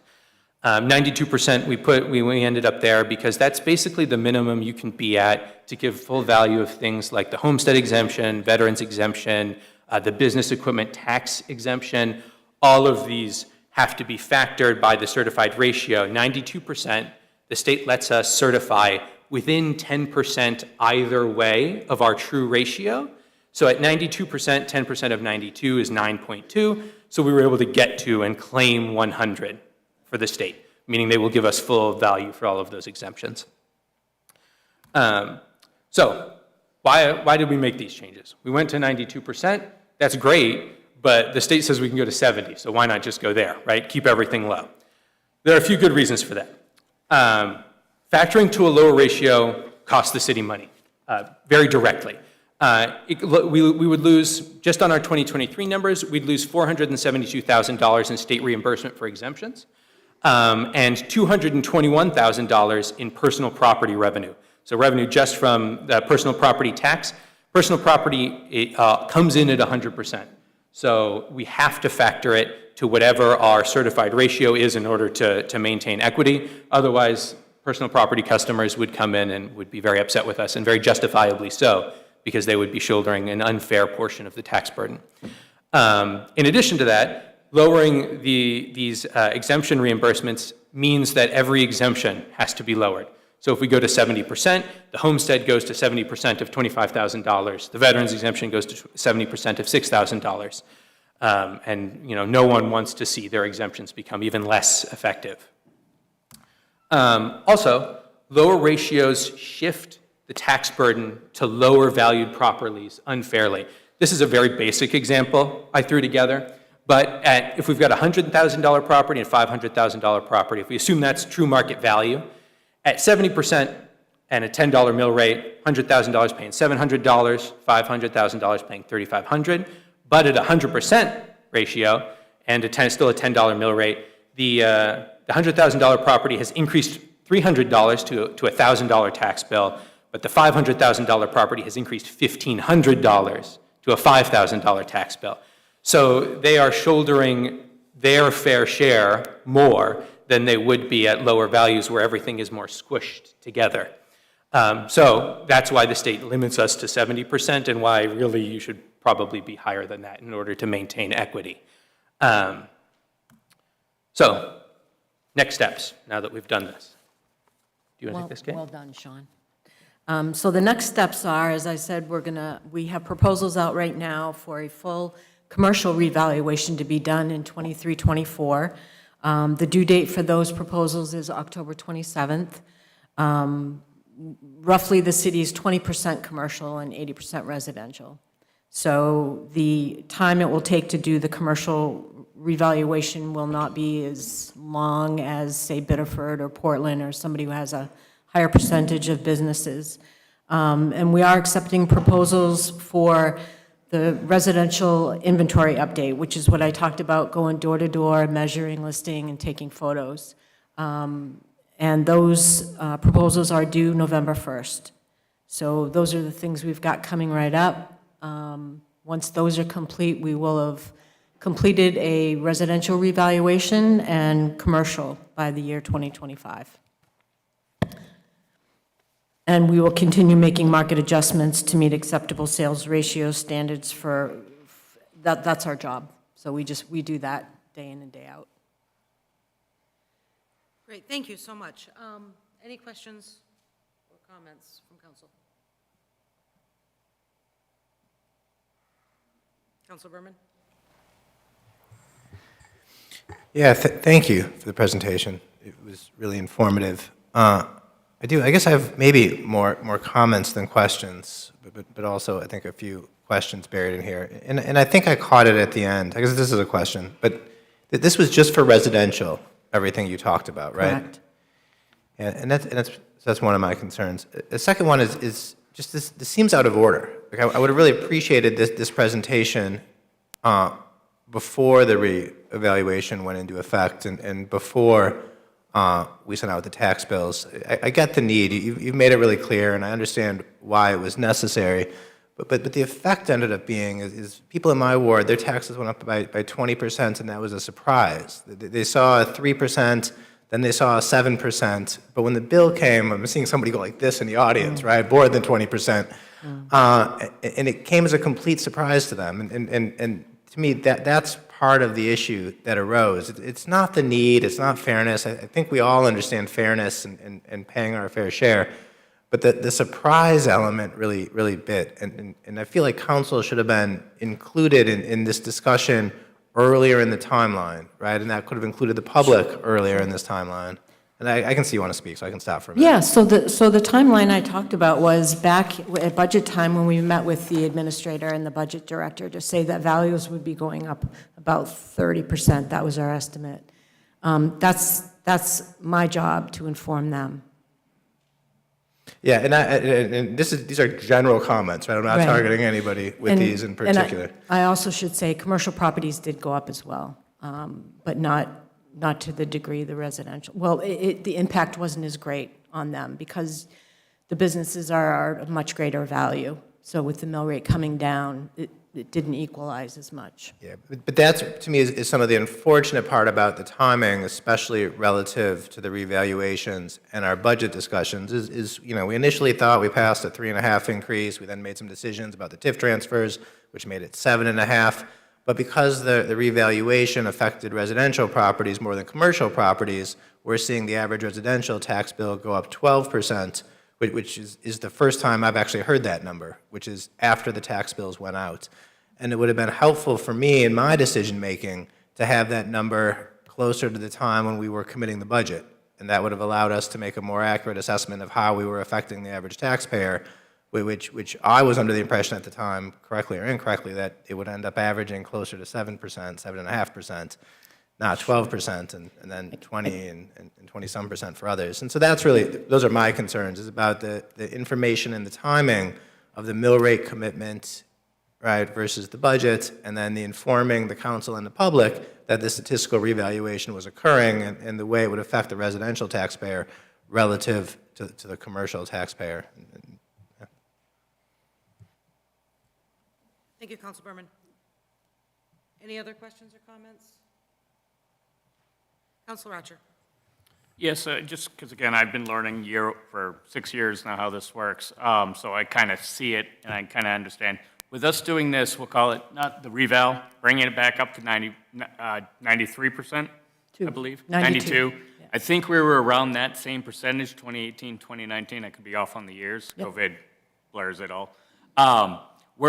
Is it true we're unlikely to see these massive adjustments because we're trying to keep up with that 93%? It completely depends on the real estate market. It does, but if you're caught up near 100%. Now we're caught up. You're not going to see as big. It will be That's the market that really increases it, not the catch up. Because you got to catch up and market. That's why we got hit. Exactly. We did have sort of a perfect storm. Yeah. So I did see that as well once Yeah. once it all came down. But Yep. you cannot provide us with it's my understanding you have to wait until after the budget, or is it because of the state law? We operate independent of the budget. But there's two different deadlines. The city has to have a deadline by June, and yours is later, correct? We commit in August. Yeah. Yeah. And is there a way to get it closer to June, or just? No. That's what I thought. Thank you. Councilor Hatch. Thank you, Deputy Mayor. Just a point of clarification for me and the public. When we talked about, during the budget process, a 3.5% increase, we were talking about a 3.5% increase in the budget, okay? And then that moved up to 7% because of the TIF transfers, or roughly in that vicinity. So that's the budget. And if I hear you all correctly, the revaluation has essentially taken that budget request and spread it more, if you will, fairly over property values across the city. And in some cases, I'm assuming that there are some taxpayers who had negligible increases in their taxes, Yep. and others who had significant increases in their taxes. That's correct. And I have several neighborhoods in my ward and I am also a taxpayer, we experienced some fairly significant increases in our tax because, right or wrong, our values supported that level of increase where others may not. So when we pay real estate taxes, it's a fair distribution Correct. of who's going to pay based on value of your real estate. That's correct. Okay. Fair and equitable. Okay. Just value. Beautiful. So I think it's really important to create a public distinction between where we landed with the budget, the 3.5% increase and then went to 7 or 7, and the fact that we're now taking that budget and we're spreading it over property values that are changing, and they're changing dramatically because they have to. I have had numerous phone calls from constituents complaining, and the first question, they complain about their valuation, the first question I asked them is, if you were going to sell your property tomorrow, what would you ask for it? And if they're respectful and realistic, I don't ask them for a number, but I say, whatever that number is, if it's higher than your valuation, consider yourself lucky, all right? Now, it doesn't take away the sting. It doesn't take away the pain. And I'm telling you, I have pain. My neighbors have pain. But the fact of the matter is fair and equitable. Exactly. Okay? So I just want to get that point out. And by the way, you guys are doing your job very well, and from my perspective. Okay? And I appreciate the quality of this presentation. I hope people listen. If they're not watching tonight, I hope they go and grab the video and take a look at things, because you did a really good job of trying to put a reasonably complicated situation into layman's terms. Thank you. Thank you. Anyone else? Fine. Councilor Purdy. Thank you. Just a couple of questions. I was looking for, well, clarification on one thing, I guess, is I'm assuming that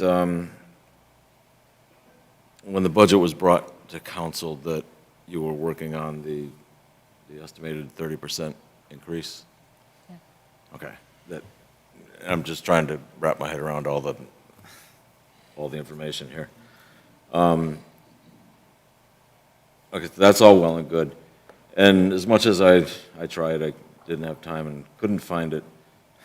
Director Salas, what was the approved mill rate when we finalized the budget? So that's a matter, just a point of clarification. And I realize that I'm just, like I said, I was just looking for information, trying to weigh things. That's all. Yes, from what I have from the mill rate calculator, we were anticipating around 14.63 as the mill rate, and the actual assessed was 14.75. But what I show you on the mill rate calculator is an estimate. The finance department, the budget does not set the mill rate. We set the appropriation and then assessing. I understand that. I understand it was an estimate, but I was just looking for the information to see how far off we were, and you answered my question. Thank you. Great, thank you so much. Anyone else? Final thoughts, concerns, questions? Okay, not seeing any. Thank you again for the presentation. I know that all of us, it was a little more information that we had hoped for. And again, as Councilor Hatch said, hope that the public got something out of it and was able to understand and follow through. Thank you. Thank you. Okay, moving on to item 11, the administrative update. We have an administrative update from our new city administrator, John Bohanko. Excuse me. Thank you very much, Deputy Mayor. First of all, I want to say that I'm very pleased to be here in Saco. I look forward to working with the mayor and the city council and the staff as we go forward. A couple announcements. The Pumpkin Festival will be on October 21st from 11 to 3, and the rain date will be October 28th. Saco Main Street has been running this event for 23 years, and this year is going to be the biggest yet. So encourage people to come down on Saturday, or if there is a rain date, come on October 28th. I think everybody will enjoy it and have a lot of fun. Deputy Mayor, I just want you to, and the rest of the council, bear with me. There is a tremendous amount of RFPs, so I'm going to slog through this the best I can. Thank you. Water Resource Recovery Department request for proposals for facility upgrades. The project consists of a new treatment building with aerobic granular sludge treatment process, secondary filtration, and a UV disinfection and upgrade grit removal and solids handling, as well as the conversion of the existing clarifiers for additional stormwater storage and site grading alterations to mitigate tide flooding from the adjacent Saco River. The project will be constructed in a phased approach to complete and commission the new treatment process before making modifications to the existing infrastructure with minimal downtime for the facility. Request for proposal S-010 miscellaneous metals and FRP. The scope of the work for this proposal consists of the complete miscellaneous materials and FRP scope of work. Proposals are due on Friday, October 20th, 2023. Request for proposal S-009 masonry. The scope of work for proposed consists of a complete masonry scope of work. Proposals for this are due on Friday, October 20th, 2023. Request for proposals P-007 wastewater aeration equipment. The scope of work for this proposal consists of furnishing and testing fine bubble diffuser aeration systems for mixing and aerating waste-activated sludge. Proposals are due Friday, October 20th, 2023. Request for proposals P-006 ultraviolet disinfection system. The scope of work for this proposal consists of furnishing shop, testing, and verifying installation of 2 inline pipe UV disinfection systems. Proposals are due on Friday, October 20th, 2023. Request for proposals P-004 plant water package system. The scope of work for this proposal consists of furnishing a complete and operable plant water system. The package plant system shall include vertical multi-stage centrifuge, pumps, and dedicated VFD control logic systems. The system and all accessories shall be prefabricated, pre-wired, and skid-mounted. Proposals are due on Friday, October 20th, 2023. Request for proposals P-009 polymer systems. The scope of work for this proposal consists of furnishing shop, testing, and verifying installation of 2 automatic emulsion-type polymer dilution feed systems, 1 mixer for polymer totes, and 2 chemical containment pallets. Proposals are due on Friday, October 20th. Request for proposal S-012 overhead doors. The scope of work for this proposal consists of the complete overhead door scope of work. Proposals are due on Friday, October 20th, 2023. Request for proposals P-013 stainless steel process pipe. The scope of work for this proposal consists of furnishing and testing fine bubble diffuser aeration system for mixing and aerating waste-activated sludge in 2 storage tanks. Proposals are due on Friday, October 20th, 2023.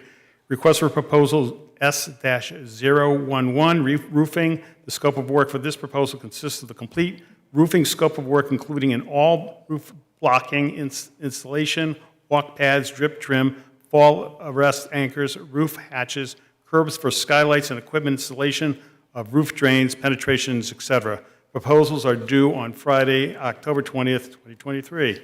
Request for proposals S-013 door frames and hardware. The scope of work for this proposal consists of complete doors, frames, and hardware scope of work. Proposals are due October 20th, 2023. Request proposal S-015 painting. The scope of work for this proposal consists of the complete painting scope of work. Proposals are due on Friday, October 20th, 2023. Request for proposals P-014 shaftless screw conveyors. The scope of work for this proposal consists of furnishing and testing shaftless screw conveyors and related chutes and transistors for the conveyance of a dewatered sludge cake. Proposals are due Tuesday, October 24th, 2023. Request for proposals P-010 positive displacement blower. The scope of work for this proposal consists of furnishing, shop testing, and verifying installation, and 3 lob positive displacement blower with weather and sound enclosure. Proposals are due Tuesday, October 24th, 2023. Request for proposal P-008 double disc pumps. The scope of work for this proposal consists of furnishing, shop testing, and verifying installation of 2 new sludge feed pumps. Proposals are due on these on Friday, October 27th, 2023. The request for proposals P-002 screening removal system. The scope of work for this proposal consists of furnishing a complete and operable screening removal system for Saco Municipal Wastewater Treatment Facility. The screening removal system shall consist of 2 mechanical screens and 2 wastewater compactors. All equipment, accessories, and controls shall be integrated to provide screenings, removal, washing, and compacting as one complete, fully functional system. Proposals are due on Friday, October 27th, 2023. Request for proposal P-005 dewatering centrifuge. The scope of work for this proposal consists of furnishing, shop testing, and verifying installation of 2 high solid sludge dewatering centrifuges. Centrifuges are to be horizontal, solid bowls, scroll type, with vertical removal bowl and remote mounted VFDs for a complete operational centrifuge system. Proposals are due Friday, October 27th, 2023. Request for proposal S-016, instrumentation and controls. The scope of work for this proposal consists of complete instrumentation and control scope of work, including but not limited to furnishing all process instrumentation, fabrication, and delivery control panels, terminating power and control wiring at panels, and calibration and commissioning of all instruments supplied. Proposals are due on Friday, October 27th, 2023. Request for proposal S-014, storefront windows and skylights. The scope of work for this proposal consists of complete store front windows and skylights scope of work. Proposals are due on Friday, October 27th. And lastly, the request for proposal P-00 grit removal system. The scope of work for this proposal consists of furnishing a complete and operable grit removal system. The grit removal system will consist of a vortex grit separator to install inside a new concrete chamber, a grit pump, a grip washer, and control system that will also operate an existing grit classifier already in service. Proposals due on Friday, October 27th, 2023. Okay. Welcome to the building of a wastewater treatment facility. I'll say, so upcoming agenda review, preview, notice of election of general and referendum elections, November 7th, 2023. It's a consent item to be noted. Chapter 230, Article 12, Stormwater and Erosion Control Proposed Ordinance Amendments, second final reading. Commercial property assessed clean energy, CPAS ordinance, second final reading. Acceptance of Finance Director write-off report, one reading. Amendment to Saco Code, Chapter 112, General Assistant Program, appendices, first reading. And that's all I have, Deputy Mayor. Great job. Thank you. Okay, that moves us on to item 12, council discussion and comment. Any discussion or comment from the council tonight? Councilor Hatch and then Councilor Archer. Thank you, Deputy Mayor. City Administrator Bohenko, as I was drifting off when you were going through those RFPs, I heard roof hatches, and I thought the mayor was asking for a vote, but I stand corrected. I just want to mention, as Ward 5 councilor, I'm really, and I mean this sincerely, I'm very blessed. I have a large number of very vocal and active constituents, and I mean active in a really positive way. And so I had a conversation with one of them today, and she brought up a pretty interesting component of the erosion control project down at Camp Ellis, and that has to do with looking at that project in concert with the controversies that we're facing with beach access. And when we get to the point where we can determine to what extent the city taxpayers are going to be funding the ongoing mitigation of the erosion, that we somehow clarify this beach access issue. And I know we've talked about it. I know we've talked about rights of way to the beach. And so I want to just seize that conversation because it struck me, it was very logical, and I hadn't really thought about that. I just want to suggest that, and I'm trying to put a list together here of workshop items, okay? When we have our new mayor in place, we could think about doing some workshops. But I think it would be kind of interesting for us to maybe workshop that whole beach access issue so that we as a council and the public can really understand all the idiosyncrasies of that, and maybe have a conversation, if it's appropriate at that time, of how the maintenance, ongoing maintenance of Camp Ellis works into that mix. So I just wanted to get that in the record. Thank you. Thank you, Councilor Hatch. Councilor Archer. Yes, I just wanted to address the city administrator. John, your first meeting is almost over, and I definitely look forward working with you, as this was your first meeting. I just wanted to make sure that the public was aware of that. You fit in very well. You're a little long with your little speech there, but that's something I can overlook. No worries there. But pleasure work. I look forward to working with you. Thank you. Anyone else? Councilor Johnston. Thank you. Let's see, I had several things, but I've written so many notes, I seem to have lost what it was that I was thinking about. But I don't need a note for this. I just wanted, along those same lines of, with the new city administrator, I did want to publicly thank Chief DuRoss for his time serving as our interim city manager or city administrator. I felt he did an exceptional job. I don't know about the rest of you, but and it kind of opened my eyes to why our fire department is run so efficiently and well. So thank you, Chief DuRoss.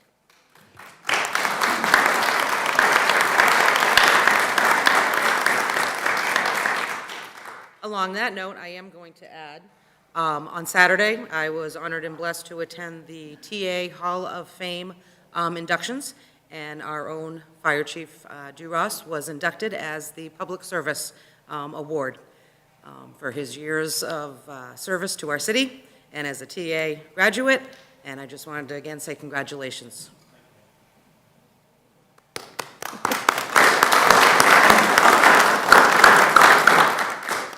Okay, so that leads us now to executive session. Is there a motion to enter into executive session? Councilor Hatch. Be it ordered that the City Council enter into executive session pursuant to MRSA Title I, Chapter 13, Subchapter 1, Section 405-6, C, Economic Development, and C, Real Estate.